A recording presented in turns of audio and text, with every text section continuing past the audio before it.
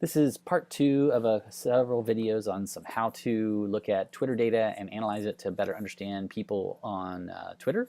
And starting with some information that Aidan Conley from Alltech shared just before Christmas on his Twitter account, which led us to his LinkedIn page, which had four groups: people, media, organizations, and companies. And he called them the top 500 advocate lists.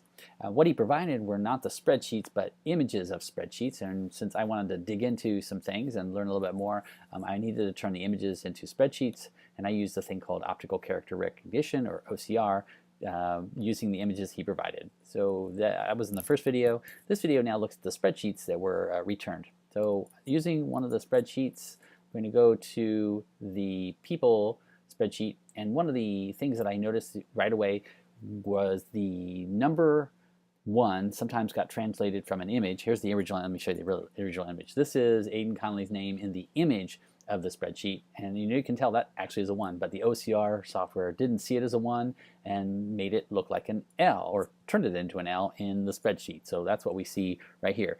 Just so you can see that this is an L and this is a 1, and they look really similar. So what you're going to have to do in some of these cases is go through what was produced from the OCR and clean it up. And that means going through each line and understanding what's there and seeing if it looks like it, what it should look like. So that was one thing. And there were several that have 1s. And that was in each of the four spreadsheets that I created: the media, the people, the companies, and the organizations.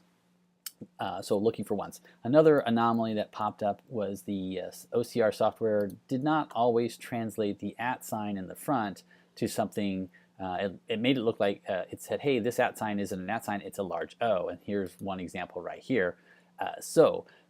What I did for that was I really am only interested in the right half of the Twitter name. So I don't really need the @ sign. So over here I used a little formula. Let me grab that for you. Basically, I just want to get the right side of it, and we'll correct this here. This should be 61. So if you're a spreadsheet programmer or understand spreadsheets in any way, you can actually create formulas. I'm not going to try to explain this one, but basically I'm telling the spreadsheet to take everything from the right part of the string in the Twitter name, which is right here, says OLOA Sterling, and strip off the first character. And that's what happens. And right here I get LOA Sterling. Now this is one where I need to double check whether that's an L or a 1, but I'll do that in another pass.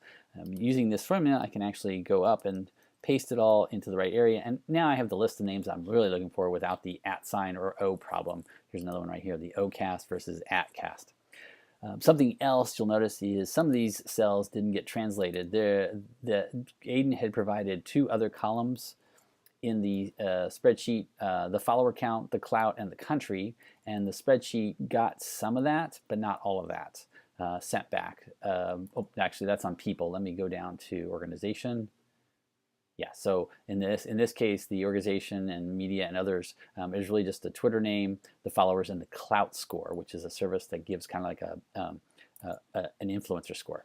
Right here, the OCR software merged the follower count and the clout score. So if these 2 cells are important to you, you're going to have to also strip out those 2 numbers into the right cells. It wasn't critical for what I was wanting to do, so I just left those alone. So the end result is now I have to go through the spreadsheets that I got created and clean them up as best as I can to create my list that I will use in the next video.